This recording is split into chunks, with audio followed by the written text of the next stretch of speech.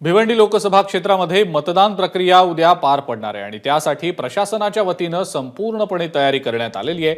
आज कर्मचाऱ्यांना मतपेट्यांचं वाटप होत आहे। भिवंडी लोकसभा क्षेत्रामध्ये एकूण 20,87,244 मतदार आपला मतदानाचा हक्क बजावणार आहेत। मतदान केंद्रावरनं याच तयारीचा आढावा घेतलाय आमचे प्रतिनिधी अनिल वर्मा यांनी। पाचव्या टप्प्यातलं मतदान प्रक्रिया जी आहे ती उद्या पार पडणार आहे। मात्र त्यासाठी जी पूर्ण तयारी आहे प्रशासनाच्या वतीने या ठिकाणी करण्यात येत आहे।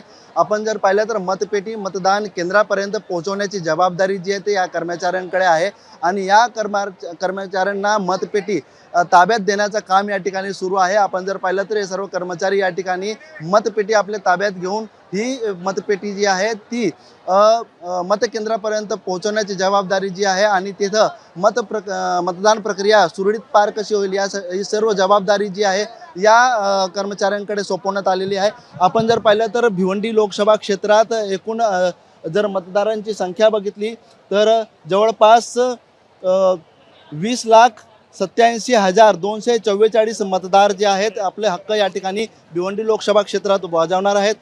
मतदार केंद्राचे जे नियोजन आहे ते जवळपास 2,191 मतदान केंद्र या ठिकाणी भिवंडी लोकसभा क्षेत्रामध्ये आहे आणि या ठिकाणी संपूर्ण जबाबदारी जी आहे या कर्मचाऱ्यांकडे आहे आणि ज्यांची नेमणूक या ठिकाणी करण्यात आली जवळपास अधिकारी कर्मचारी जर बघितले तर 14,460 अधिकारी कर्मचाऱ्यांची नेमणूक या ठिकाणी करण्यात आलेली आहे।